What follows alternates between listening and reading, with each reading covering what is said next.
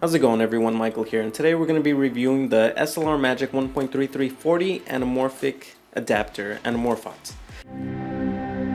Until the Son of God appear, rejoice, rejoice, Emmanuel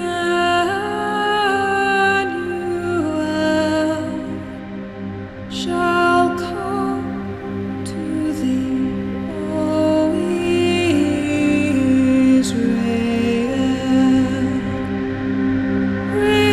Rejoice, rejoice,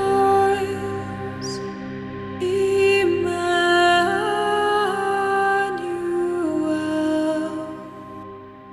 shall come to thee, O Israel.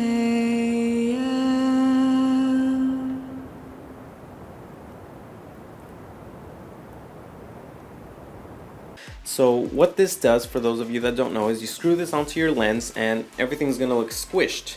In post, you squeeze it back down and it gives you a wider field of view, and it gives you the black bars without having to crop your image. So some of you might be thinking, why can't I just crop the top and bottom, Michael? Why can't I just top? Well, I'm gonna tell you. So the reason that you want to do it this way is for the specific anamorphic look. It gives more depth to me. You save everything that you're filming is gonna be in your final image when you're using this, opposed to cropping it like this.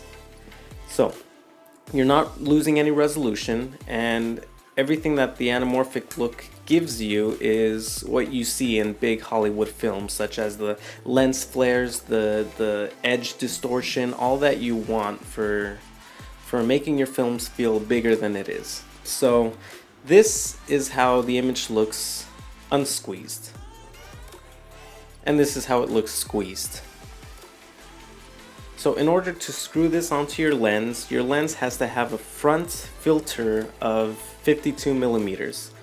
If your lens doesn't have that, you're gonna need a step-up ring. I don't think step-down rings are recommended, so it has to be 52 and below to work best with this.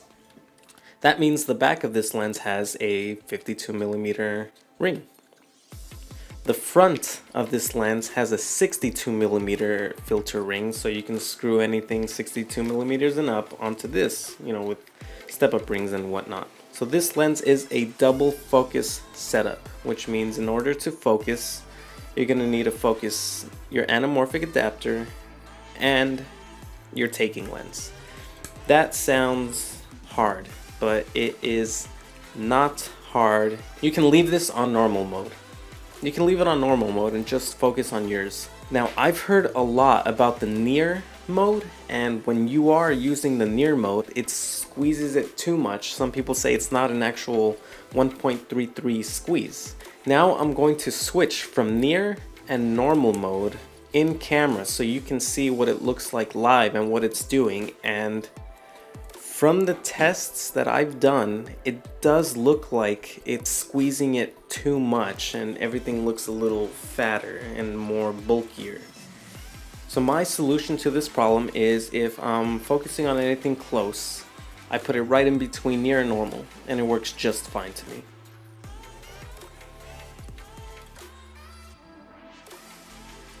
Of course, when you think of anamorphic lenses, you think of lens flares. That's what a lot of people think of, and this does have blue lens flares.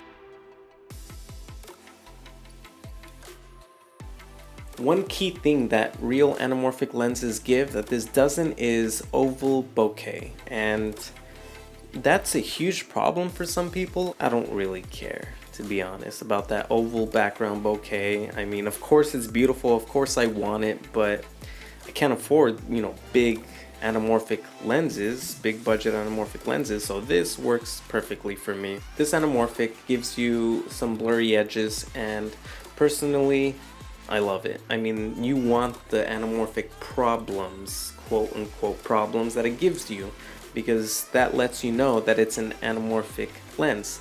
I like this lens more than the bigger 1.33x-40 anamorphic adapter.